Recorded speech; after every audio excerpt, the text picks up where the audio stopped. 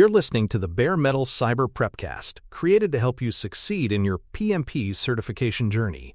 Learn more at baremetalcyber.com, where additional prepcasts, books, and training materials await. Let's get started. A backlog is a single, ordered list of work that expresses both value and risk, so teams know what to do next and why. Think of it as the team's scoreboard and decision ledger.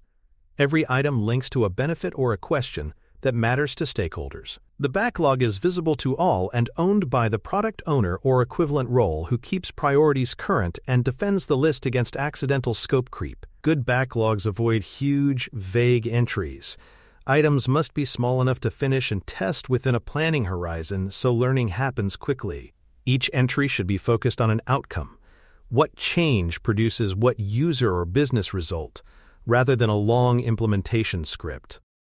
A practical backlog ties directly to benefits and stakeholder outcomes, making it easier to prove why an item exists and to retire items that no longer matter as conditions change. Treat the backlog as a living artifact, not a static to-do list. Revisit it at planning cadence, after demos, and when major assumptions shift so the ordered list reflects current realities. Use the backlog to communicate trade-offs. What we will do next, what we deferred, and why. Keeping it prioritized and compact preserves stakeholder trust because people see that the team is intentionally choosing work that moves objectives forward rather than reacting to every new request. Writing good backlog items means a clear title, a focused short description, and acceptance criteria that include concrete examples so testers and reviewers know what success looks like. Acceptance criteria should be testable statements, not vague wishes. Examples help translate intent into verification steps. Include any required non-functional requirements, security or compliance notes, and links to standards so the implementer does not discover hidden constraints later in the flow. A useful definition of ready prevents the team from pulling work into development that is not actionable. Define ready as the smallest checklist that ensures an item is small, testable, and understood by the team owner assigned, dependencies identified, and designs or mock-ups attached where needed. If an item isn't ready, treat it as a refinement work item and schedule a short session rather than starting ill-formed work that stalls progress and increases rework. Always link each item to the decision or benefit rationale. Why would we accept this work now instead of a different option? That link makes prioritization defensible and helps testers craft relevant acceptance checks. When items include compliance or privacy elements, embed the required evidence artifacts or inspection notes so the acceptance process is objective, and auditors can trace the requirement to verification without hunting for context. Sizing and estimation should favor relative approaches, because speed and collective judgment beat false precision. Use relative scales, small, medium, large, or story points, so the team quickly approximates effort and uncertainty. Explain plainly that sizing is a planning input, not a promise. Avoid turning these estimates into hard commitments that block adaptive response to learning or change.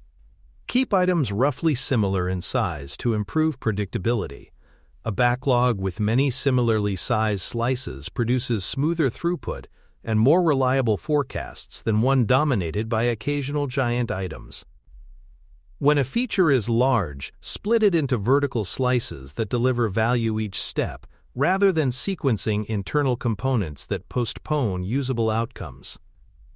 Regularly revisit sizes as new facts arrive. When discovery shows complexity, update size and priority transparently. Separate size from value. A big item may be high value, but its size lengthens delivery and affects sequencing decisions. Prioritize by the ratio of value to size when appropriate, but also consider time sensitivity and risk. Tell learners, size helps plan and forecast. Value guides ordering.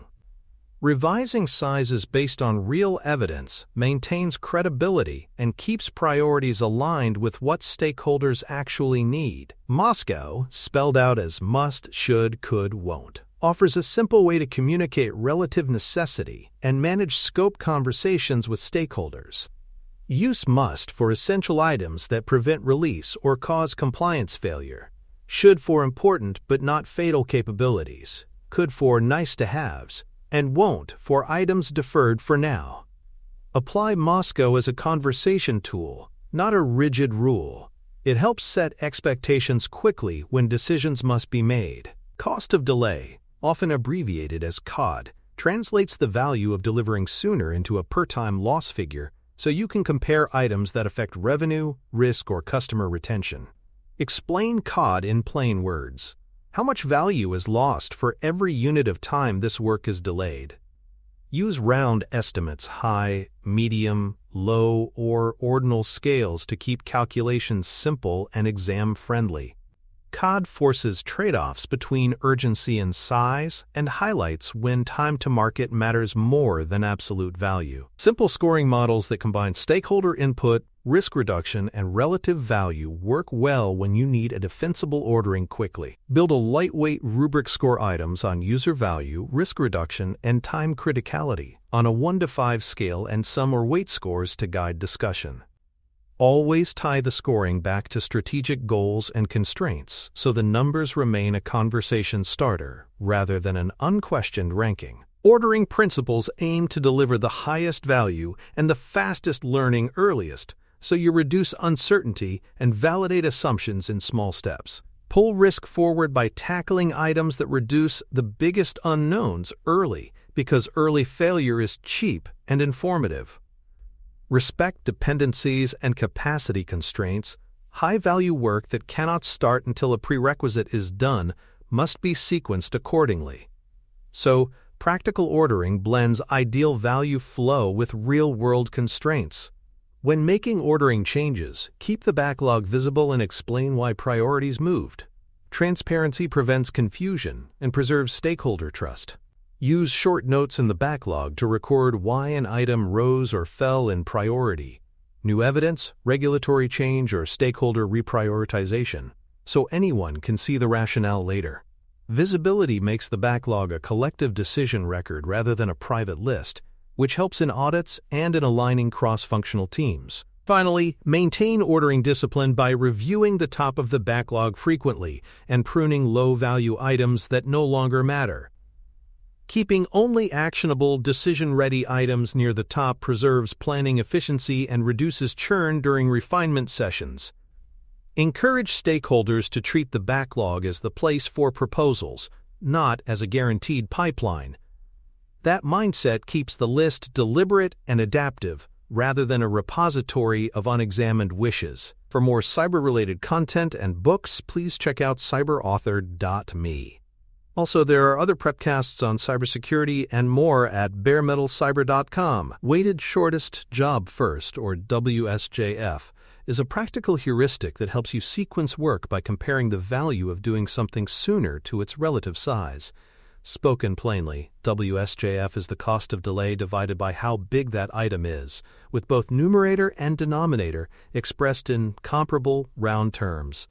Start by estimating cost of delay as a simple blend of 3 elements: user or business value, time criticality, and risk reduction or opportunity enablement. Score each on a small, consistent scale. 1 to 5 works well, so you can add them into a single cost of delay estimate.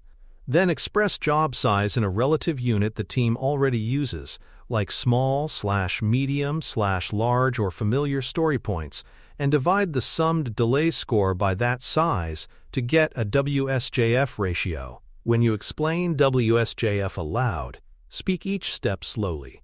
First, add the 3 cost of delay components to produce a single delay number. Second, state the job size clearly in the agreed units. Third, divide the delay number by the job size to produce the WSJF result. And finally, favor items with the highest WSJF first. Emphasize that numerical outputs are decision aids, not commandments. State assumptions about value, time horizon, and risk openly, and avoid overfitting the numbers. Use round, easily explainable scales so stakeholders can understand how the result arose, and so reweighting remains a transparent conversation rather than a secret formula. Heuristics matter, Treat WSJF as one input among several regulatory deadlines, strategic bets, and known dependencies can override a raw WSJF ranking when justified and documented. When priorities conflict, show the WSJF computation and then explain non-WSJF considerations that justify a different selection. Keep the calculation visible in the backlog item so reviewers see both the quantitative lean and the qualitative rationale. That makes prioritization defensible and teaches stakeholders the method. Over time, calibrate the method by observing whether high WSJF items actually yield expected benefits sooner and adjust scoring conventions to improve predictive usefulness. Refinement cadence is the regular rhythm where product owners and teams translate strategic goals into actionable backlog items, and it should be time-boxed, frequent, and evidence-driven, so the top of the backlog is always planning-ready. Hold short, focused refinement sessions, no more than a couple of hours per week for most teams, to clarify acceptance criteria, split large items, estimate size, and surface dependencies. Include subject matter stakeholders when needed, but keep the core session to people who can make trade-off decisions quickly. Use demos and recent evidence to ground discussions, so ordering reflects observed learning, not speculation. Use demos and sprint or release reviews as inputs to ordering. Real user feedback and metrics should move items up or down, and refinement sessions are where those lessons are codified into revised priority and acceptance notes. When stakeholders request large reprioritizations, require a concise justification, new evidence, regulatory change, or business imperative, and route such moves through governance thresholds proportional to impact. Communicate changes respectfully. Annotate an item with the reason for reordering and the stakeholder request so later reviewers understand the provenance of priority shifts and the trade-offs considered. Avoid refinement churn by limiting how often the top N items can be radically reordered without a clear trigger. Excessive reshuffling wastes planning capacity and demoralizes teams. Align large reprioritizations with governance reviews for major shifts. Major roadmap moves deserve the same level of scrutiny as budgetary changes. Keep refinement outcomes visible in the single source of truth so stakeholders see both the calculations and the rationale. This transparency reduces repeated arguments and keeps the backlog both a planning tool and a public record of decisions. Integrating definition of done and acceptance criteria into each backlog item is the simple, powerful way to make prioritization meaningful. Not just about sequencing work, but about ensuring each item proves its value and compliance. For every item, attach a concise set of acceptance criteria that state what testers will verify and what evidence will demonstrate the claimed benefit. Additionally, link non-functional requirements, security, privacy, performance, and any compliance checks directly to the item so the team must address them before marking the work complete, avoiding late surprises during handover or audit. Treat the definition of done as the program's quality contract. It lists the checks that convert a completed item into a releasable increment, such as unit tests passing, integration tests run, documentation updated, and regulatory attestations provided. Use the DoD to stop partial credit. If an item does not meet the DoD, it is not complete and must be carried forward or remediated. Embedding DoD obligations into backlog items means prioritization accounts for the real effort to prove value and keeps estimates realistic because testers and auditors see the expected evidence up front. Keep evidence linked to backlog items for audits and for learning. Store test logs, demo recordings, acceptance sign-offs, and deployed artifacts with the item so anyone can trace a requirement to its verification. Close the loop at review. When stakeholders see the demo and confirmation that acceptance criteria are met, they can either accept, request minor adjustments, or reprioritize based on new knowledge. This integration of acceptance into backlog management turns prioritization into a disciplined value pipeline that is both auditable and adaptive. Scenario: a strategically important feature promises large customer value, but is technically huge and risk-loaded. Smaller enabling items can deliver learning and partial benefits sooner. Option 1. Accept the large feature as a single epic and sequence it at the top, committing to deliver the entire scope before expecting value. Option 2. Split the large feature into smaller vertical slices and deliver an initial usable slice first to validate assumptions. Option 3. Defer the large feature and prioritize several small unrelated items to preserve throughput. Option 4. Allocate half team effort to the large feature and half to smaller items simultaneously. I'll give you a moment to consider that. The best next action is option 2. Split the large feature into smaller, vertical slices and deliver a minimal viable slice first, because it maximizes early learning and reduces the chance of expensive rework. By creating an initial slice that can be used or tested by customers, the team validates key assumptions about value and cost, sharpens acceptance criteria, and uncovers integration surprises early. Use a simple WSJF computation to confirm that enabling slices deliver a higher ratio of near-term value to size than the monolithic epic. Present that calculation when proposing the split to stakeholders to make the trade-off explicit. The strongest distractor is option 1. Accepting the whole feature as a single commitment, because it defers feedback until too late and risks sunk cost on an unvalidated direction. Option 4, splitting team effort, often creates handoff overhead and reduces deep focus. It may slow both streams and degrade quality. Option 3, preserves throughput but may ignore strategic opportunity. If you must choose between unrelated small items and enabling slices for the big feature, favor slices that unlock the path to the larger value, provided WSJF and stakeholder alignment support that ordering. Pitfalls in backlog management are typically procedural and social, letting stakeholders sort purely by rank rather than by structured value measures, treating story points as promises, and failing to split large work into deliverable slices. Ordering by rank alone privileges politics over economics. Equating points with commitments undermines adaptability, and huge items block learning. Recognize these traps and correct them with simple governance. Ask for a brief COD or WSJF note when stakeholders demand priority. Insist that points inform planning rather than bind it, and require large items be decomposed into testable increments. A quick, practical playbook keeps prioritization operational and exam-friendly. Write clear items with acceptance criteria, size relatively using a simple scale, compute a rough cost of delay for time-sensitive items, apply WSJF as a heuristic to order work, refine the top of the backlog on a short cadence with relevant stakeholders, and integrate the definition of done, so prioritized items include the path to proven value. When presenting options in a governance setting, show the simple math and state assumptions slowly so reviewers can follow the reasoning and lend quick approval or challenge with specific evidence. Finally, keep the backlog an evidence-driven decision record rather than a suggestion box.